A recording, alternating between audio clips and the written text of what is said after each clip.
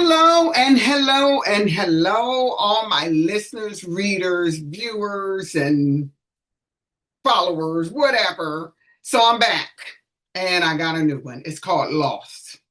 So this chick named Nicole, who is an heiress to a $1 billion empire, estate, whatever, come from rich parents, decides she's going to take a drive down to Baltimore from her nice little, enclave up there in Bucks County, Pennsylvania, because her driver won't drive her because his mama is sick and she just cannot understand why he can't get a nurse to take care of his mama so he can drive her down to Baltimore. So when she goes down there by herself, because nobody else is answering the phone, by the way, she goes down there by herself to go to this big time play or whatever, to meet her friends, whatever.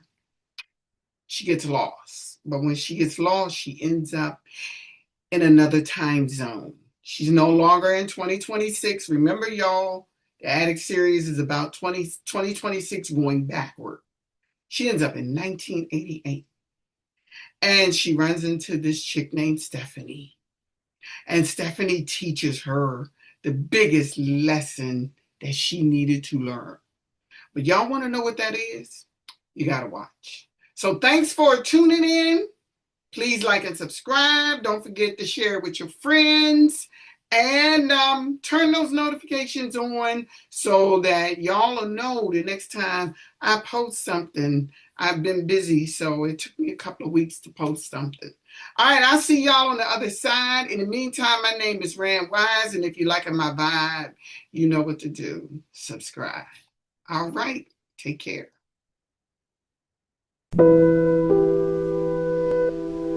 What is time? What is space? What if time was only in the mind?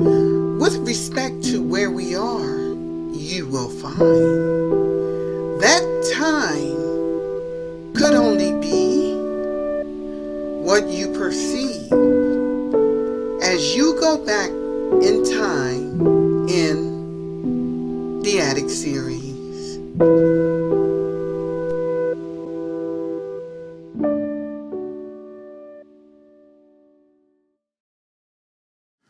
Chapter 1.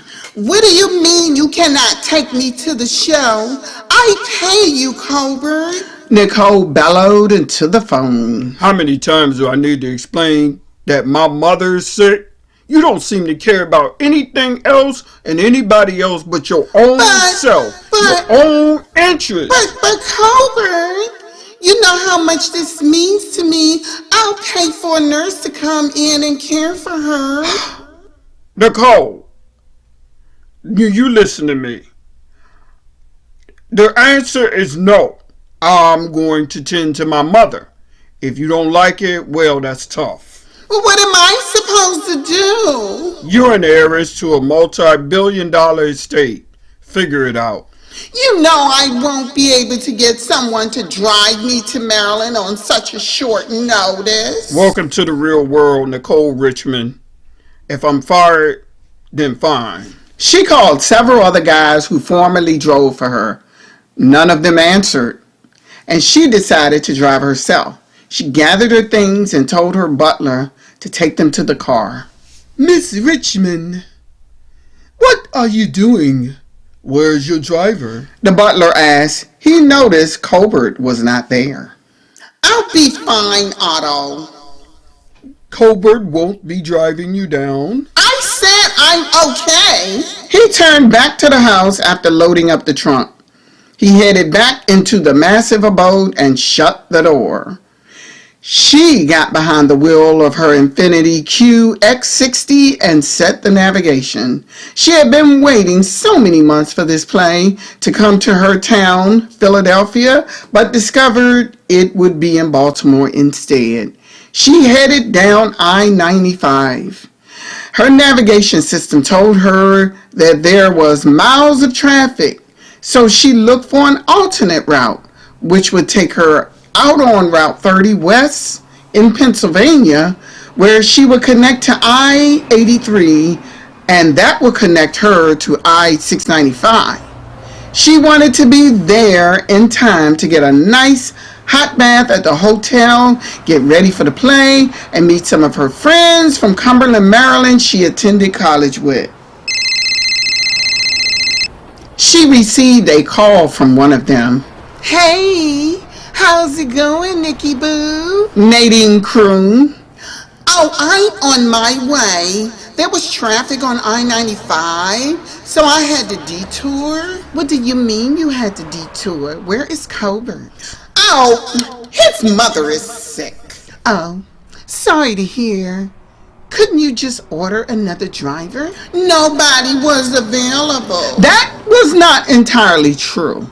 What Nicole did not reveal was the fact that none of those guys wanted to assist, no matter how much she paid.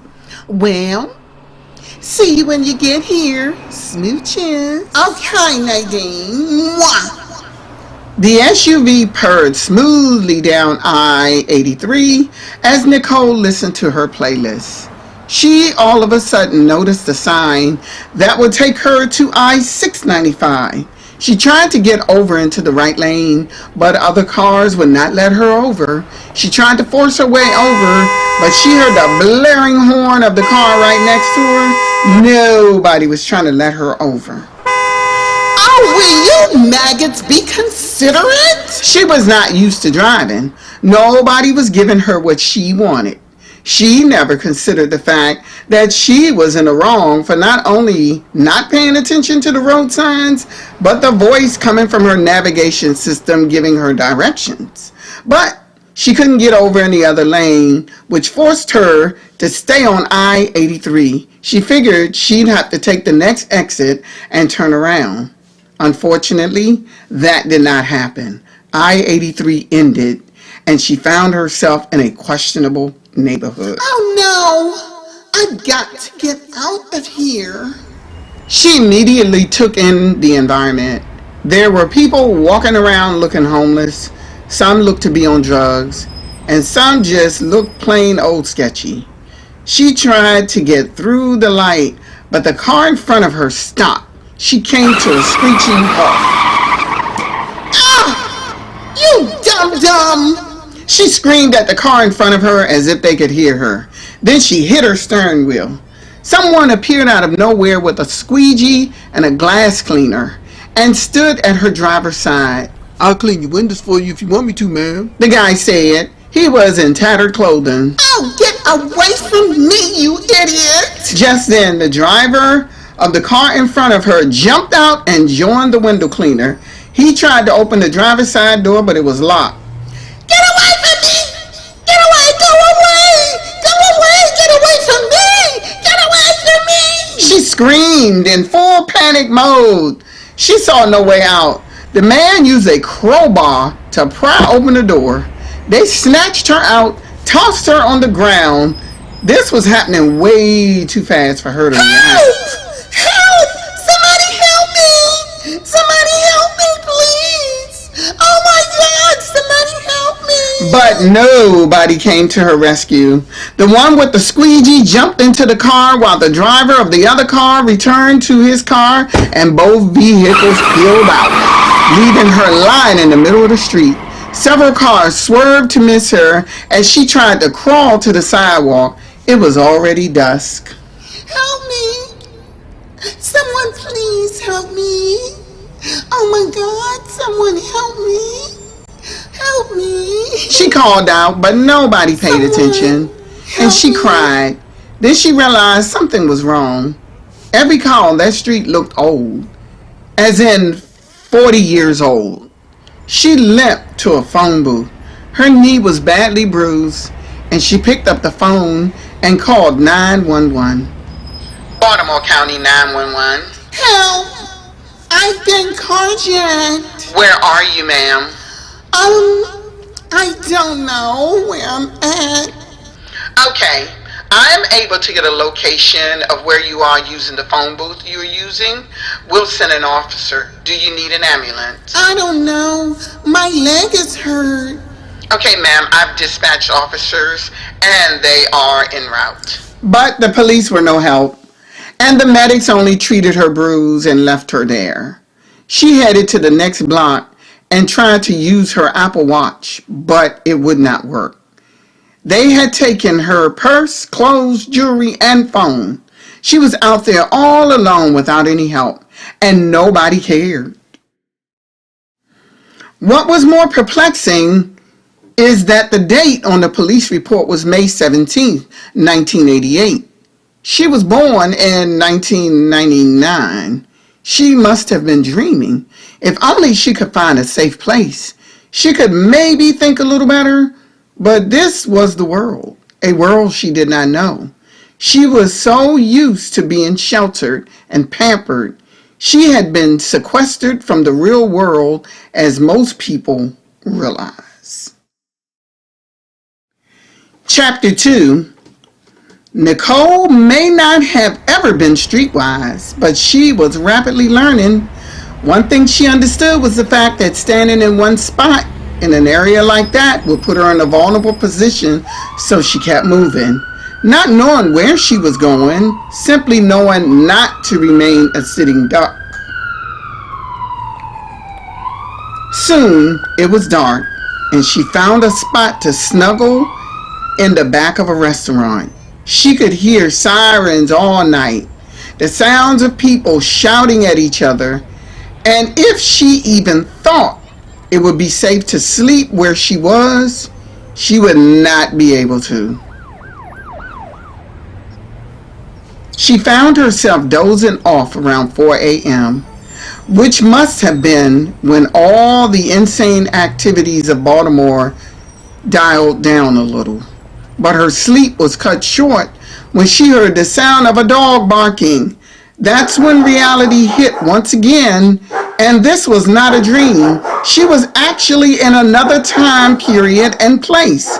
How did she get there? She stood. Her clothing was dirty. She felt gritty and badly in need of a shower. Hey, excuse me, ma'am. You got $2? A man approached her. He was wearing a tattered jacket, pants, and his hair was badly in need of a shampoo, and he was badly in need of a shave. His beard was a mix of gray and dark brown. "Oh, get away from me! Get a job!" You're very polite. A woman riding a buggy, hauling a small trailer, stopped nearby on the street and hopped off. "Bogey, are you bothering people?" No, ma'am. No, ma'am, I'm not. He hobbled over to her. Bogey was a disabled veteran that had simply checked out on life after having fought in Vietnam. The woman opened her hatch and grabbed a sandwich and gave it to him. "Have you been eating okay, Bogey?" The young woman wore long locks, colorful oversized clothing, and bangles on her arm and several gold chains. Nicole knew real jewelry when she saw it and wondered why nobody tried to rob her. She reached inside the compartment and pulled out a coffee thermos, poured Bogey a cup in a styrofoam cup, and handed it to him. Thank you so much, Stephanie. Thank you, baby. You know God's gonna keep blessing you. He's gonna keep blessing you. She placed her hand on the man's shoulder affectionately. Afterwards, Stephanie turned her attention to Nicole and said, "Would you like a breakfast sandwich?" "No, thank you. I don't eat carbs or meat." "Okay, well, I do have coffee." Nicole noticed how polite she was. However, beneath that soft exterior seemed to be a much tougher matter. "Sure, I'll take coffee, thank you," Nicole said. She needed something to wake her up, but then she wondered where she would be able to go to the bathroom later. Stephanie poured her coffee and said, "I haven't seen you around here before." Nicole grew indignant at the reference of her being some kind of bum. "I was carjacked, okay?" "Oh, wow. Oh, well, when did that happen?" Stephanie seemed genuinely concerned. It happened yesterday. Yeah, Miss Stephanie. I seen the whole thing. Bogey said, raising his coffee cup. So if you don't mind me asking, what kind of car were you driving? Why? Do you know the idiots who carjacked me? Hey. Relax. I was just asking, okay? Stephanie closed her compartment of the trailer and got behind the wheel of her buggy, an indication that she was leaving. Nicole stood there watching her leave, but something told her not to allow it. Stephanie seemed to be the only person that she may be able to trust. It was an Infinity, if you must know. Stephanie had heard the Infinity was about to hit the market and wondered why and how the woman already had one. Did she have it custom made? Well, it sounds like they got away with a pretty decent car. Have you no empathy, lady? If I didn't have any empathy, I would have never asked. Perhaps I know someone who might have seen it. You obviously do not. Okay. I'm not. Hey, I'm from Pennsylvania. What? What? Why are you? What is so funny? Nothing. But you know what? That accent, though. I knew you were not from here. Nicole could feel her stomach growling. Would you happen to have any fruit in your buggy? Can you pay for it? I just told you everything I had was in my car. They took my purse. They got my money, my cell phone, and my clothes. All of my clothes. Nicole fell to the ground on her knees crying. She felt like she was losing it. Okay. All right. Get up. Stephanie said, and she was growing tired of this pampered woman whining. She helped Nicole from the ground and guided her to the passenger seat of her buggy and said, Okay.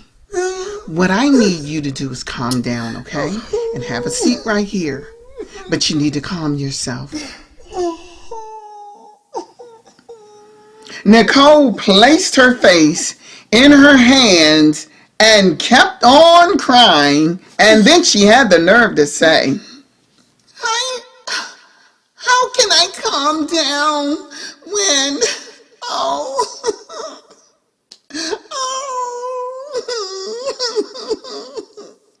can I calm down? You're telling me to calm down and I don't know what to do. Stephanie allowed her to rant before she said, Listen, I have to make some runs. I'll pick up some fruit on the way. Now, you're welcome to come along if you want to. Traveling with Stephanie was a whole lot better than sitting on the sidewalk with the bums. At least the woman was clean and she was on a mission. Chapter 3. Stephanie stopped at a produce place that was run by an Indian guy and his wife. Hey, Haji. What's up? How you doing? Hello, Stephanie. The usual? Yes, the usual. Thank you.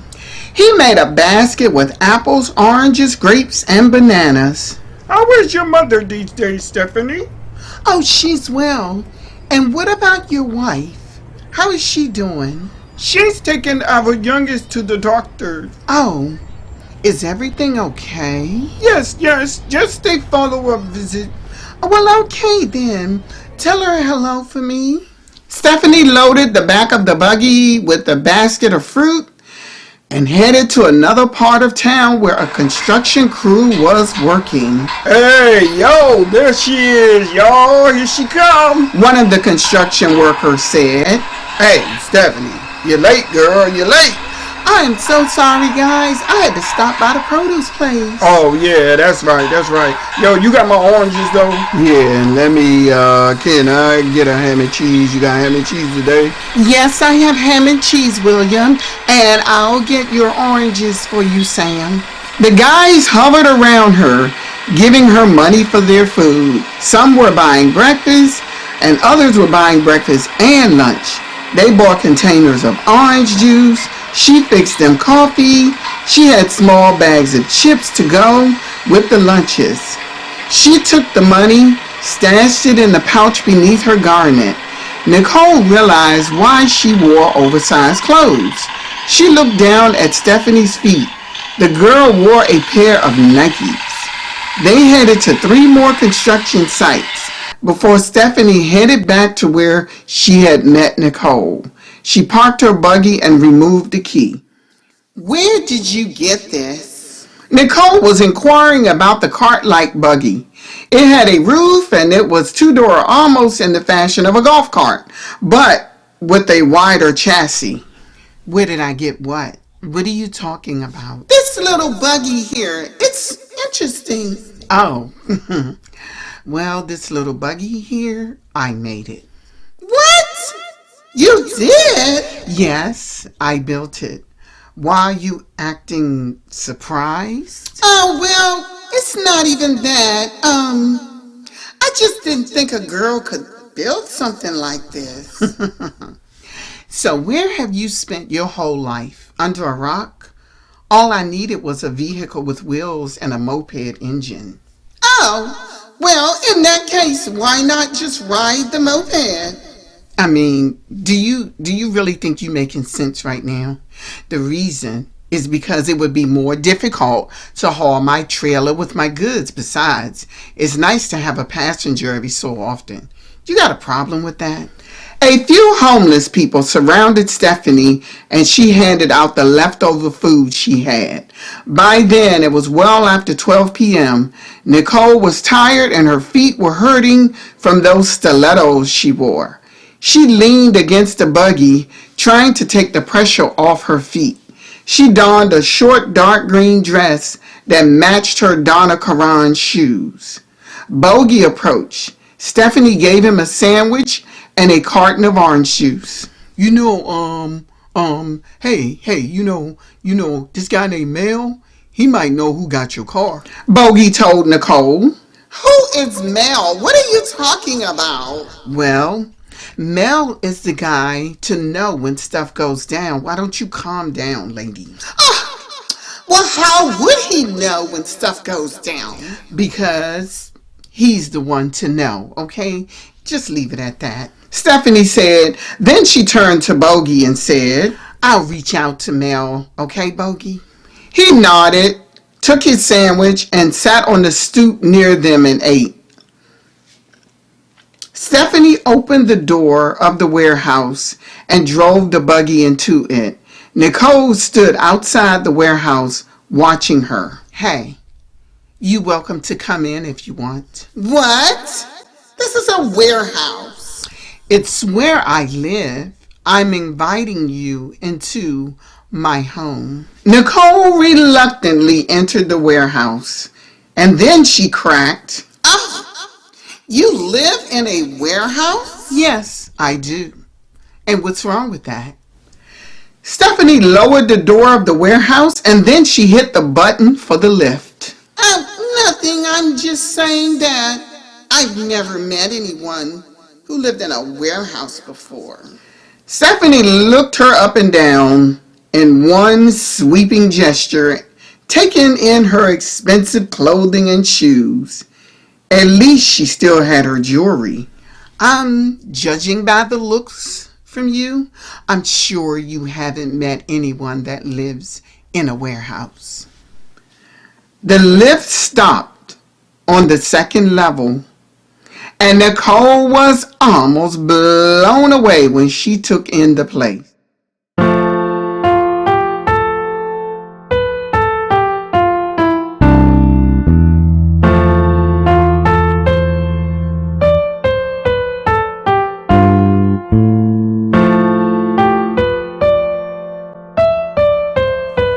New appliances in the kitchen area.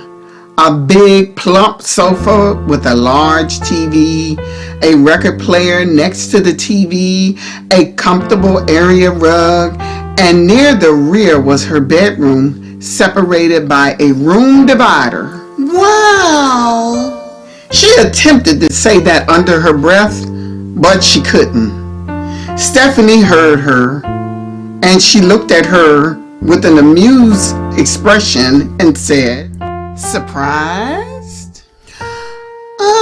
Yeah, I didn't, I guess I just didn't know.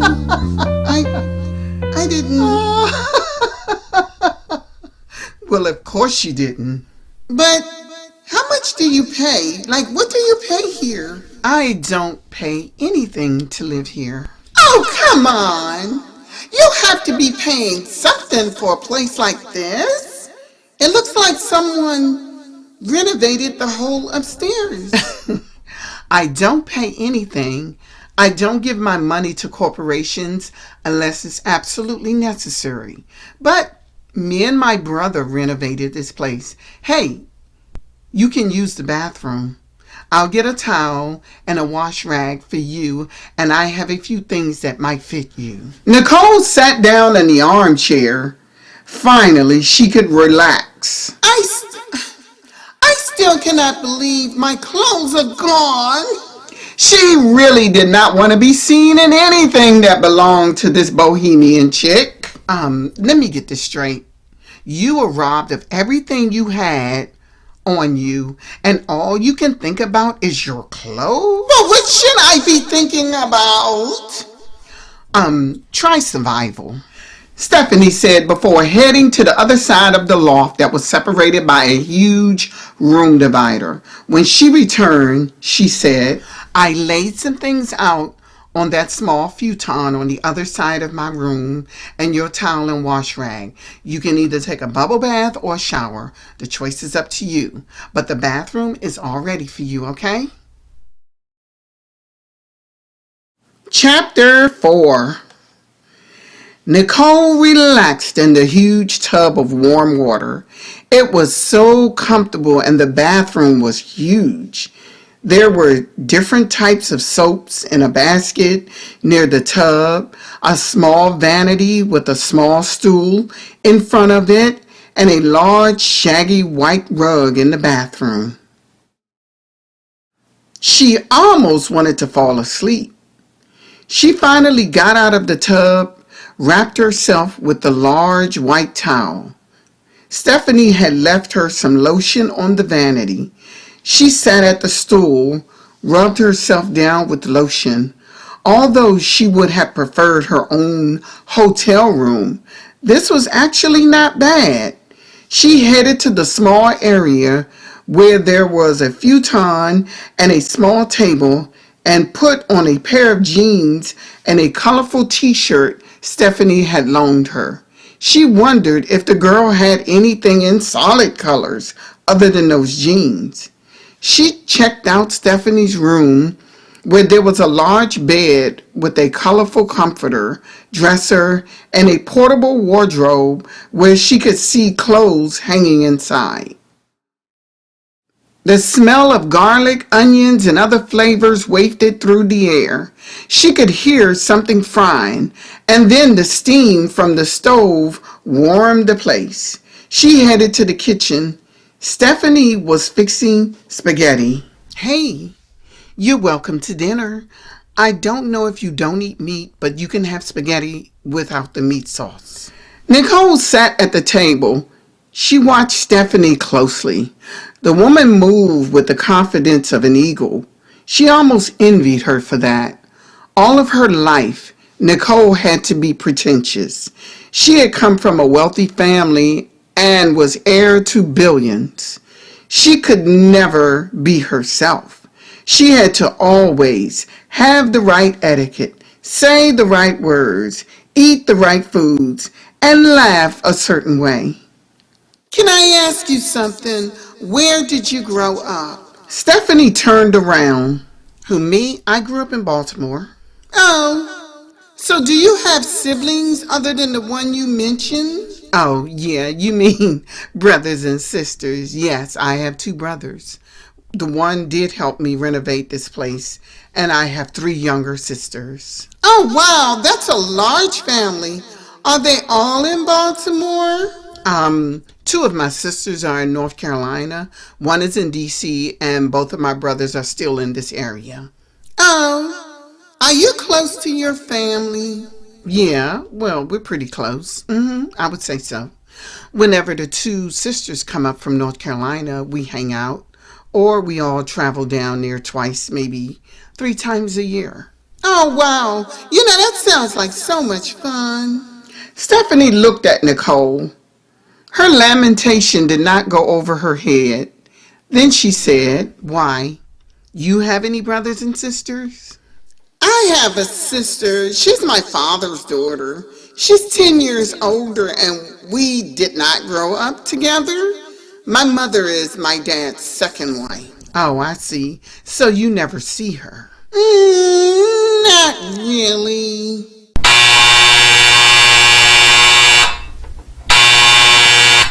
The sound of the buzzer went off. Stephanie headed to the intercom and said, "Yes." It's us, Steph. We downstairs.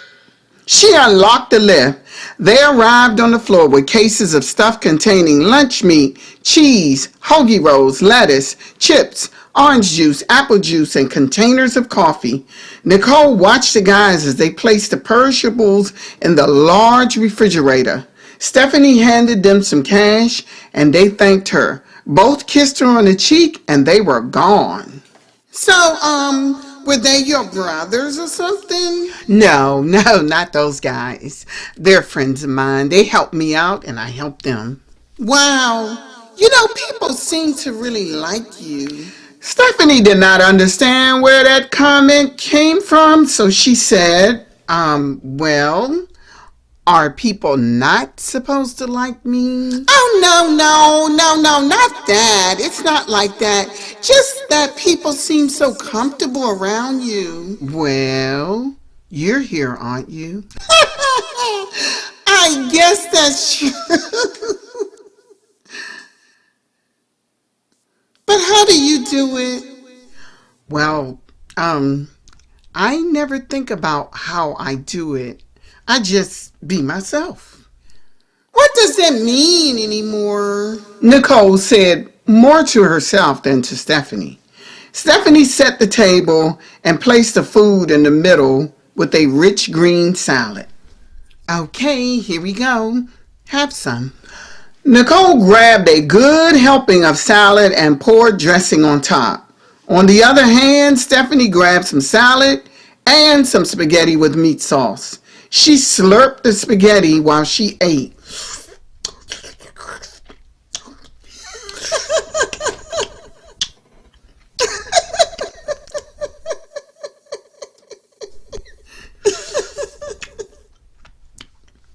Okay, share the joke. Nothing. I just never been around anyone who made noise when they ate food. Well, check this out. I come from a noisy family. Nicole grew quiet. She picked up her glass of water and took a sip. You're quiet all of a sudden. That's uncustomary for you. But what could Nicole say? How could she say that she had never met anyone like Stephanie before? How could she explain that she was from 2026, not 1988? Stephanie just seemed so free. What kind of woman moves into a warehouse loft and makes it a home? She would have never thought to do something like that. I don't know. You're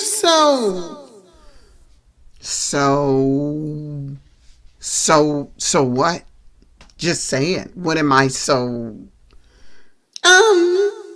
You're so unique.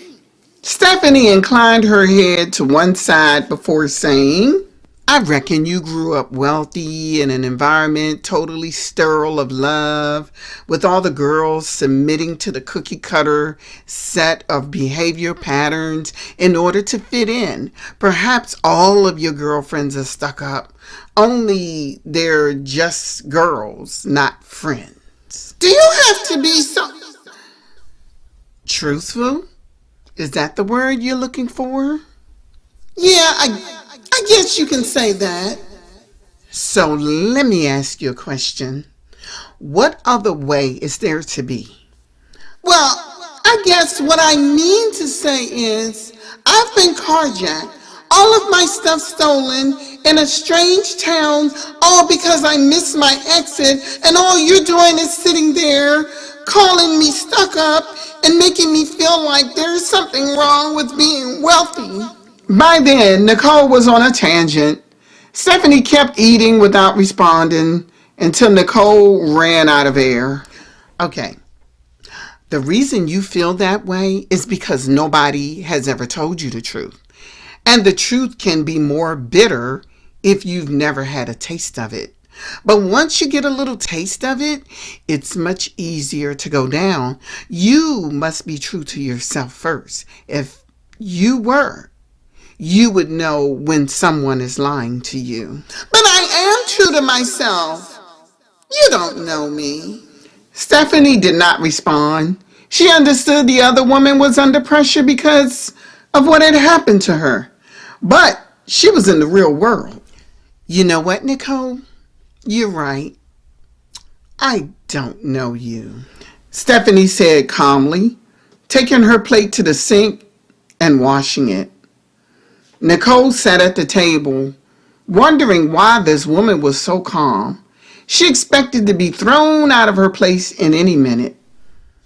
We come from polar worlds, and that's okay. But there's one thing I've always valued over money, and that's friends. I've always valued respect over being liked. How old did you say you were again? I'm 20. You're pretty wise for your age. My parents raised me in the world of reality. Now, are you going to help me make sub sandwiches for my working crews tomorrow or not? I'll help. Stephanie had to show her how to make a sub. Okay, you mean you have never made a sandwich before? No. What's wrong with that?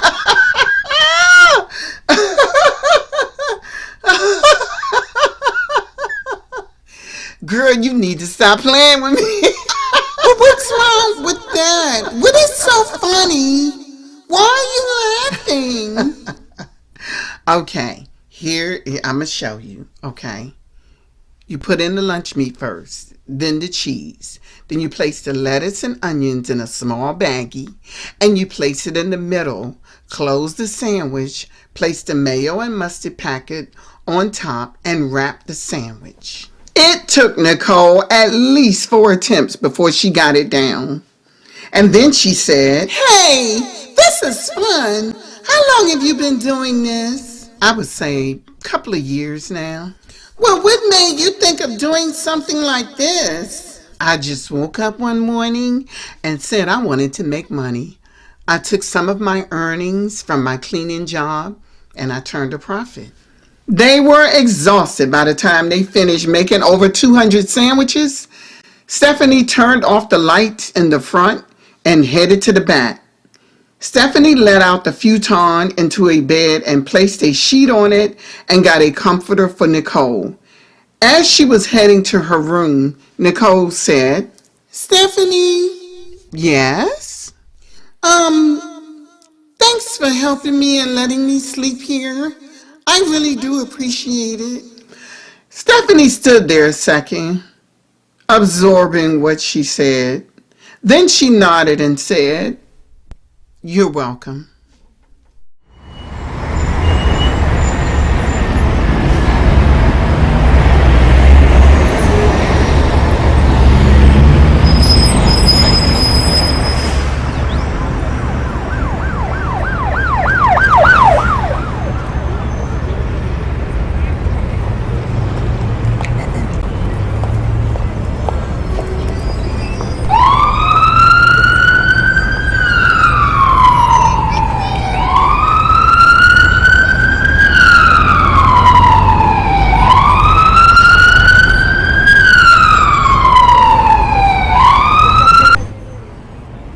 Nicole lied on her back, listening to the sounds of the concrete jungle beneath her.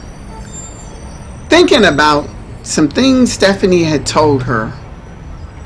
Although she had grown up in a wealthy family, she knew when someone was being real with her or not. And that girl, Stephanie, she was real.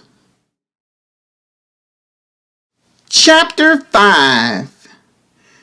The very next morning, Stephanie got a call from Mel. Hey, you left a message on my answering machine. What's up? Stephanie gave him the description of the car and told him to be on the lookout for it. Oh, word?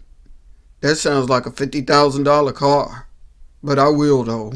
Yeah, I wasn't even sure Infiniti had made it on the market yet. Apparently, she can afford one. Does she seem wealthy to you? I think so. All right, then. Yo, I'll be on the lookout. Thanks, Mel. I love you. Love you, too. Nicole could hear Stephanie's side of the conversation from where she slept at the back of the law. So, Stephanie was getting her people out there on her behalf. She couldn't have been more thankful.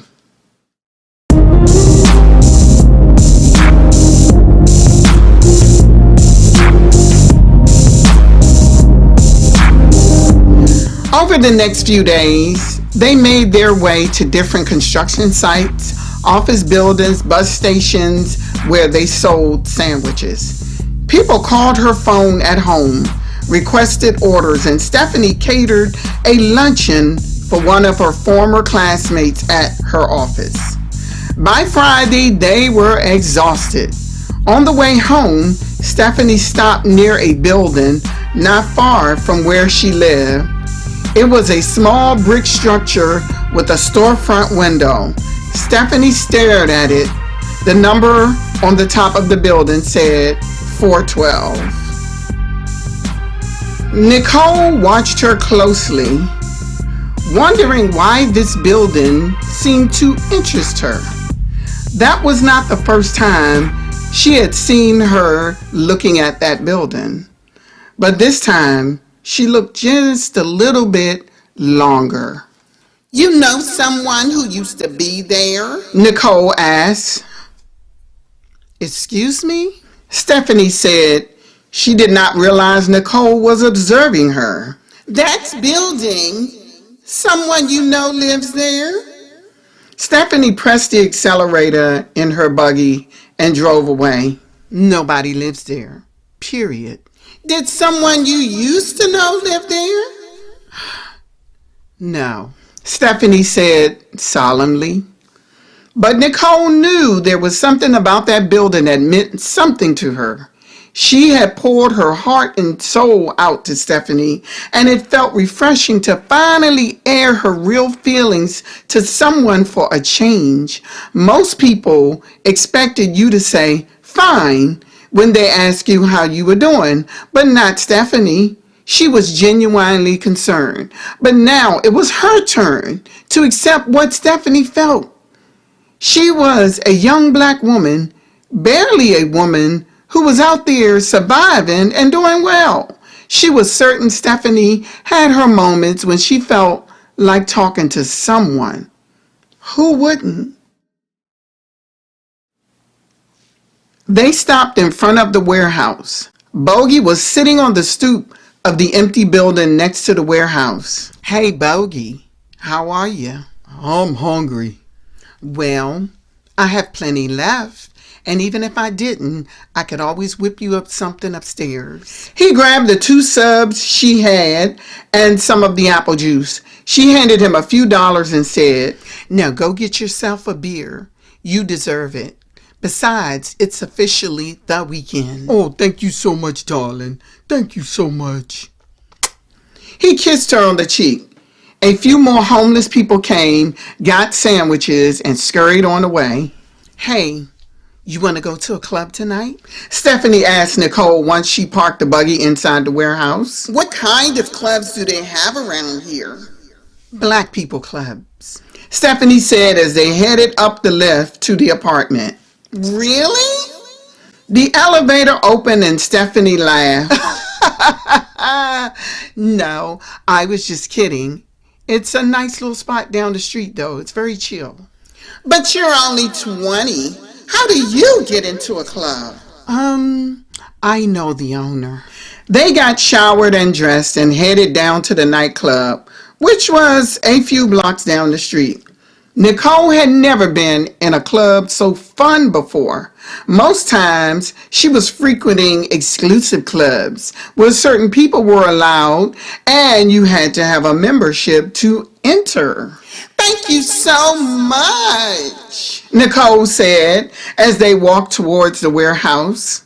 I've never had so much fun in my life.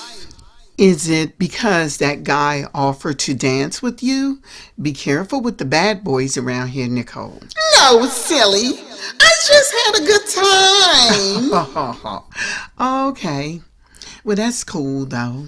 And Mel is really a nice guy. I did not expect him to be that nice. Yeah, he really is. You know, he's really a good person to know. Once they were upstairs in the apartment, Nicole said, You know, Stephanie, this could have gone the other way for me. The other way? What do you mean by that? Well, I think it was God who sent you to help me. Can you imagine being in a strange town, meeting the wrong people? Oh, yeah, I get it. Well, you still haven't been able to contact your parents? I called twice. The number is not working. Nicole knew why that number was not working because her parents did not have that phone number in 1988. Her mother was still in her teens in 1988. She did not know if she would ever get back to her life or if she would be permanently sleeping on Stephanie's futon. She sure hoped that was not the case. Chapter 6. No. All you need is a pinch of salt, Nicole, Stephanie said, showing Nicole how to make meatloaf. How do you know all of this? You sure know a lot to be so young. I learned quickly. It was a rainy day, and during those times, Stephanie cooked and prepped food for her business. She collected her acorns during the time when weather was good. Do you still go out during the winter? Yes, I bundle up real good, but I make my rounds. They sat down to eat dinner. You know, I'm not big on eating meat, but I must say, this meatloaf is delicious. They were having meatloaf, green beans, and mashed potatoes. Well, thank you. By the time I leave here, I'm going to be 10 pounds heavier. Well, not really, Stephanie said. They did lots of physical activities, though. Stephanie, do you ever dream? What kind of question is that, Nicole? Everyone dreams. I mean, conscious dreaming. Of course. I dream of living in a mansion, having nice clothes, and driving an expensive car. Nicole, having caught the reference, laughed. Okay. I deserved that one. I did. Yeah, you did. You deserved it. But seriously, I dream of owning a restaurant, not a mobile food station. One day, I will. All I got to do is keep on grinding. Is that why the building up the street has captured your attention? What are you talking about? Well, I noticed you looked at it several times, and then today you looked at it some more, a little bit longer than you normally do. Nicole raised her glass, took a sip from her lemonade. What makes you think that's it? Well, I've seen you looking at it, Stephanie. I mean, come on. No, we ain't finna go there. No. You know what? Stop acting like you know me, okay? Stephanie dropped her fork onto her plate, no longer interested in eating. She sprung from her seat, took her half-eaten plate of food, and set it on the counter before heading to her room. What? What did I say? What just happened? Nicole said more to herself than to Stephanie. Now she was no longer hungry. She didn't know what triggered Stephanie, but she wasn't going to bed without them having a talk. She sat in the living room area. She could hear the small TV in Stephanie's room and figured she was watching TV.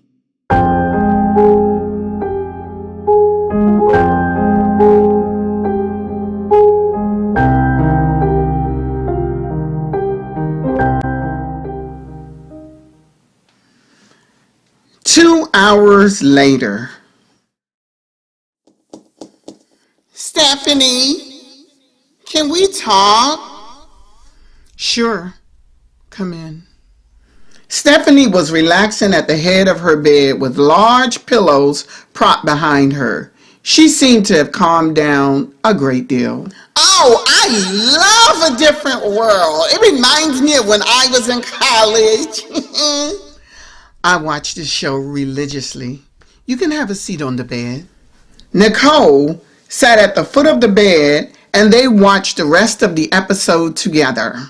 She seemed to have calmed down a bit, which made Nicole a little bit more comfortable. Stephanie, I am very sorry for prying. I really did not mean to. Listen, it's okay.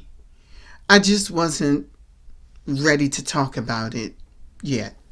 I understand. It's okay. I understand. But here, okay. My uncle owned it. They pulled some sort of trick to make him lose the place. It was a goodie store where he sold candy, cakes, magazines, and small toys. Oh my! What happened? What, if you don't mind me asking, what was it, a foreclosure I'm not sure. I was about 8 years old when it happened, but I remember how I felt when everyone was helping him pack up and leave. I remember how he looked, how sad he was. Then he died a couple of years later from a broken heart. He never got over it. I am sorry to hear that. You know, I can't even imagine. Nicole was realizing that people who struggled had feelings, and they were some of the best people who understood hardship. They were less judgmental than folks with money or who were pampered all their lives. All I found out later on was that developers are trying to seize all of these properties for at least 3 blocks, including this warehouse. When is all of this supposed to be taking place? They've been talking about it for a few years now, but don't worry about me. I have enough saved up to get an apartment, but I'm gonna ride this pony to the cliff. I'll stay here for free until I can't. You know what? I love your tenacity. I just could never have survived this way. Survival is about doing what needs to be done. There is no complicated science to it, Nicole. I just look at how you look out for people, you know. Life is an investment. What you put out multiplies and comes back. See, that's what I mean. I love the way you think. Okay, don't patronize me, Nicole. I read a lot and I did graduate from high school, but not being given a break in life can land us in places we didn't plan on being. Well, listen, I really mean it, Stephanie. I really wish I had your willpower. I could never have survived. You know, if you had not been there, you would have figured it out. Trust me. Nicole could not blame the younger woman for being so tough. Stephanie was everything Nicole was not. And within 10 days, she had learned so much from her. She realized just how much she had missed. A person could have wealth, But without common sense, that wealth meant nothing. I mean, look at her present situation. What would she have done had it not been for Stephanie looking out for her? She knew one thing: when she returned to Pennsylvania, she would be a different person, with different friends and a different perspective on life. Chapter 7. 2 days later, when Nicole accompanied Stephanie on her runs, a shiny black Toyota pulled up. When Stephanie noticed the car, a well-attired black man in his late 20s stepped out, and they met each other halfway. They hugged. Nicole could not hear what she and the man were talking about, but she saw Stephanie gesture towards her, and the man tilted his sunglasses downward and looked at her. Nicole hoped this was nothing bad. She saw the man smile. He was rather handsome. Then she realized it was Mel. "Nicole, come here," Stephanie said. Once she approached them, Stephanie reintroduced them. "You remember Mel, don't you, at the club?" Pleased to see you again, Nicole. He said, shaking her hand. "Same here, Mel. So, what's up?" I'm good. "They found your car, Nicole." The first thing she wanted to know if it was all in one piece. "Where is it? Do you know where it's at?" About a mile from here. I got my boys watching it. I'll get some gas and put it in the tank and you can be on your way. "So it is all in one piece." Yeah, it is. Probably just some old bums and youngins out for a joyride. It apparently ran out of gas. It had about 5 tickets on it though. One of my guys found the keys 2 blocks from where the car was found. Girl, you are so fortunate, Nicole. You are so lucky. Yeah, I guess you can say that. But my thing is, they really couldn't do much with it. That's a rare car. Where did you get that car? Nicole would have a hard time explaining it, so she said, I got it custom made." Oh, word? Oh, you bankrolling like that? Okay. I see. I might need to get one of those myself. Hey, you never know. Yeah, but anyway, my boys will have a car at the warehouse this evening by the time you get home, Steph. Thank you so much, Mel. You are a godsend, Nicole said, and she hugged him. Always. He said before sauntering off towards his car. He pulled from the construction site and disappeared around the corner. Nicole hugged Stephanie. "Thank you so much. You don't know how much I appreciate you. Thank you." "It's okay, and you are welcome." The car was parked in the driveway of the warehouse, and it was locked. Mel's boys had left the keys in the mail slot of the warehouse. Nicole hurried to unlock the doors. Her things were scattered all over the car as if they were looking for something. They must have dumped the entire contents of her suitcase inside the car. Her jewelry was missing, credit cards and money, but she found her driver's license on the passenger side on the floor, but no purse. Maybe they thought they could get some money for her Coach purse. "Are you okay, Nicole?" "I am. I'm just lucky, that they didn't do more than what they did." Always, always count your blessings. "Are you leaving tonight?" Stephanie knew this woman wanted to get on with her life. "Do you mind if I leave in the morning? It's kind of getting late now." Stephanie shrugged and said, "Well, it's up to you. I don't mind. But you might want to move the car inside the warehouse. We don't want any more hiccups." Nicole started the car and pulled it inside the warehouse next to Stephanie's buggy, where it would spend its last night in Baltimore. Chapter 8. Nicole made the best of her last night with Stephanie.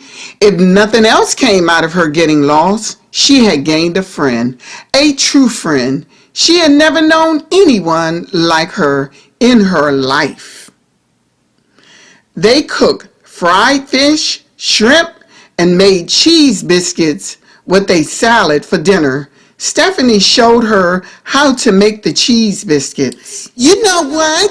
I'm going to take this recipe home with me, Nicole said as they sat down to eat. Just do me a favor and don't share it with anyone. I plan on putting my stamp on this one when I open my restaurant one day. Oh, I promise I won't. Nicole raised her right hand.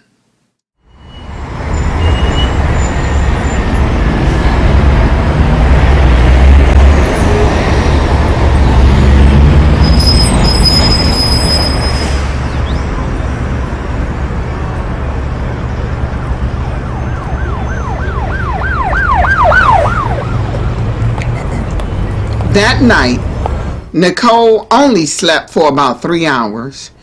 She woke up around 3 a.m. She had to get back to her life. But did she even have a life in Pennsylvania anymore? She was in a time period she never even knew. 1988 was 11 years before she was born, according to her birth certificate. How would things be once she returned to her comfortable life in Bucks County, Pennsylvania? She grew nervous. She knew this was no dream. She finally fell asleep and did not wake up until 9 the next morning. She sprung from the futon. It was late. She could smell bacon cooking, and when she arrived in the kitchen, there was Stephanie standing at the stove cooking bacon, eggs, and grits in her pajamas. I'm so sorry, Steph. I know that you're late and I woke up late and I'm... No, it's okay. I'm not going out today. I took the day off to see you off. Oh, well, that's so nice of you. Breakfast? Yes, I am starving. After they sat down to eat, Stephanie gave Nicole a case to place her clothes inside that she'd let her wear and some things she had bought for her. Nicole looked at her new friend long moments before saying, You know, I am really going to miss you. Oh, now don't get all sentimental on me now, okay? Stephanie forced back her own tears. It's okay to cry, Stephanie. It is okay. The ladies hugged. Neither of them wanted to let go. Stephanie had been heaven sent. On the other hand, Nicole provided Stephanie with the company that she didn't realize she needed. She was usually a loner, but having Nicole around helped her see life differently as well. They took the lift downstairs, opened the warehouse so Nicole could back out. Bogey approached the warehouse and said, Hey, Stephanie, you got something I can eat? Oh, yes, you can come upstairs and eat breakfast. I have plenty left. But let me see my friend off first, okay? Yeah, okay. Oh, you got your car. Oh, praise God. Praise God, lady. Yes, praise God. Bogey. Yes, praise God. Oh, wait, let me get that for you, ma'am. He said, taking the suitcase and placing it into her trunk. You be safe now, okay, Nicole? You be safe. I will, Bogey. You too, she said before hugging Stephanie and Bogey. I'm really gonna miss you. I'm gonna miss you too, Nicole. Now remember, just take a left right here and keep going, and you'll see I-695, okay? Bogey said, giving her directions. Of course, there was no such thing as a GPS back then.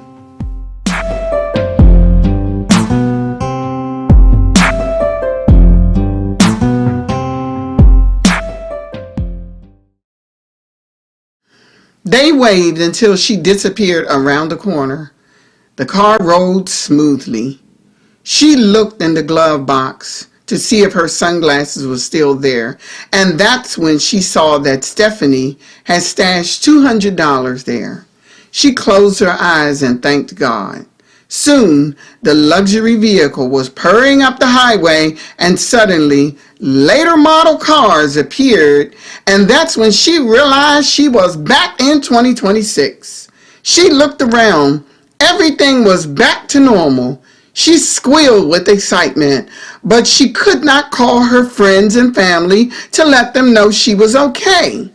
She decided to head back to Pennsylvania. Now that she was in the correct time period, she knew her life was waiting for her back there. She took the turnpike once getting off I-83 and headed east towards Philadelphia.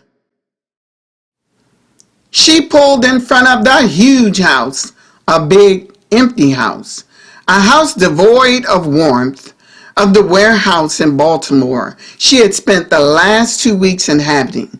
No sounds of sirens, smells of delicious food, sound of jazz playing in the background while Stephanie sat in her favorite spot in the living room area doing crossword puzzles. No TV guides, no getting up turning the TV to change the channel, and no favorite sitcoms coming on weekly. The house was clean, spotless. Her staff had gone for the day. She headed upstairs, grabbed her other cell phone, and called her friend Paulette, the one she was supposed to be meeting at the show. Hello? Hey, Paulette, what's up? Nothing. Where were you? And what do you mean, what's up? Well, you're not going to believe what happened. I missed my exit and got stuck in Baltimore, and I was I understand. We're going out tonight. You coming? Did she want to hear the story or not? Or was Paulette even concerned? Going out tonight sounded exciting, but Nicole decided to decline. Nobody even looked for her. No messages on her other cell phone that they could have called when her absence became apparent. No, I think I'm going to stay home tonight. Maybe make some cheese biscuits or something. Cheese biscuits? What? When do you start eating carbs? Well, since I spent 2 weeks in Baltimore. Oh, okay. Well, anyway. Well, we'll catch up with you later then. Nicole hung up, deflated. Then she wondered if she could call Stephanie. But this was not 1988. She was certain that Stephanie would have moved from the warehouse by now and would not have the same phone number. They were due to gentrify that location. Then a thought occurred. She wondered if it would work though. Chapter 9. Stephanie headed home in her buggy. She pulled to the warehouse but realized there was a car parked there. Now that really pissed her off. She hated when people use this little driveway as their parking space to avoid parking on the street and getting tickets or having to pay the meter. She had an idea whose car it was. The dude who owned the cigarette store a half a block down. She parked her buggy, removed the key, and walked down the street. When she entered the place, the smell of tobacco and menthol assaulted her nasal cavity. She approached the counter. Hi, Ben. Hey, Stephanie. Thought you didn't smoke. You here for cigars? No. I was just wondering if that was your car in front of the warehouse. He looked perplexed before he said, No. I don't know whose car it is. It's been there all day. She looked around. Whose car was that? She headed back to the warehouse, opened the door. On the floor was a set of keys in a large brown envelope. She picked up the keys and looked at the car. She headed over to the vehicle and stuck the key in the driver's side lock, and it worked.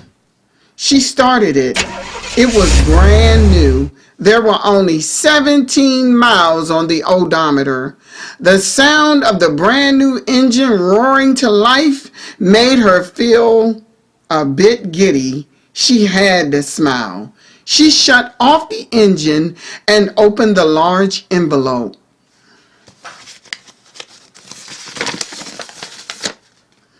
Inside was the title of the vehicle in her name with a letter. The letter read, June 22nd, 2026. Dear Stephanie, I cannot think of the many times to thank you for saving my life in more ways than one. A friend like you is one to cherish for the ages. The car is yours as a thank you. Also, the keys to the 412 building are on the key ring with the car keys. I purchased the building and the one right beside it. I also purchased the warehouse where you live. Nobody will be taking over because I bought them out. It's all yours. In the 412 building, you will find the deed. What you do with it is your choice. Just make sure you save me some cheese biscuits. When I arrived home, I tried to make a batch. Needless to say, they didn't turn out anywhere near how you make them, but I tried. I don't know if you and I can ever connect again because we seem to be in two separate time periods according to my birth certificate. I was born in 1999, but a woman I know who is an expert on time travel says that letters can still travel through mail in different times. So I gave it a shot. In the meantime, one day, when we exist in the same world and time, we will meet again. Love, your friend, Nicole. Stephanie was in tears by the time she reached the end of that letter. Bogey approached the warehouse. Hey, Miss Stephanie, did you find out who owns that car? She wiped her tears and said, I do, Bogey. I own the car. You do? Then what you going to do with the buggy? I'm going to give it to you. He placed his hand over his chest and said, Me? Me? Really? You want me to have it?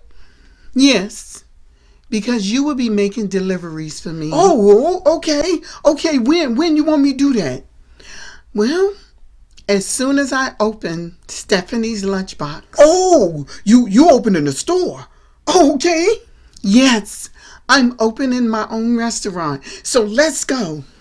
They got into the car and drove to the building. She opened the door.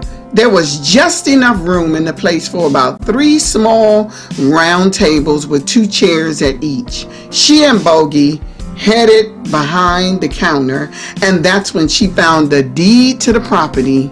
Oh wow, Miss Stephanie, this is sweet. This is good. In the rear of the building is where the refrigerator, freezer, and cooking stove and grill would be. She could not wait to get started. This is really, really nice. But Miss Stephanie, can you think I could sleep here at night instead of, outside? No, Bogey. No? Oh, okay. Well, I was just asking. He looked deflated, and then she said, no, because you're going to be staying in the building right next door. They headed next door. The place contained 2 small apartments, one upstairs and one downstairs. They headed upstairs, and then she said, now, Bogey, which apartment do you want to take? Well, my knees are bad. I'll take the one on the first floor. Okay, Bogey, now check this out. We got work to do. They entered the store again and began cleaning and painting.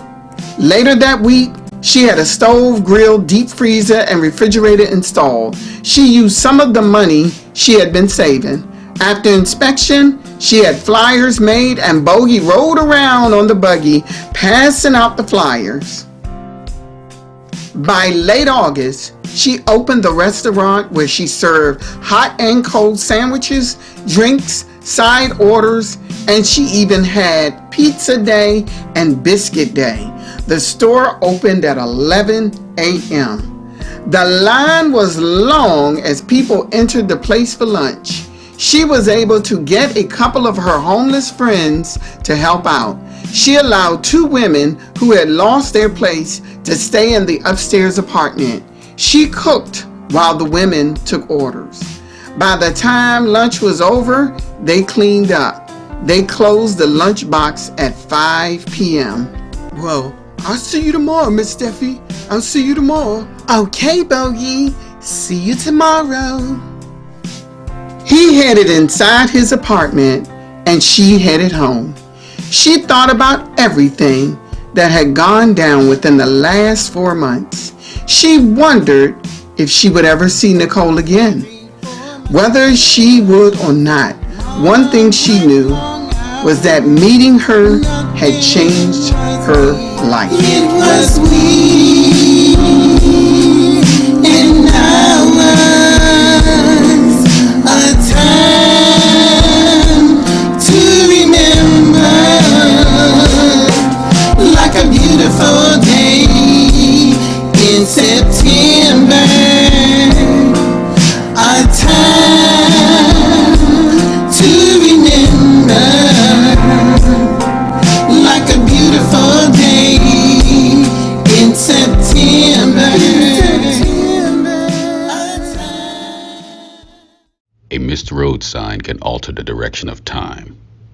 And if you have lost your way, you may have meandered into the Attic series. Hey again. Well, if you made it this far, chances are you enjoyed it. And I thank you for watching, but I'm sure that it may have touched you a little bit, And I hope that it did. Because you know what? Always my aim is to entertain. This is Rand Wise coming to you not so live. Y'all have a good night and take care and thanks for watching. Bye-bye.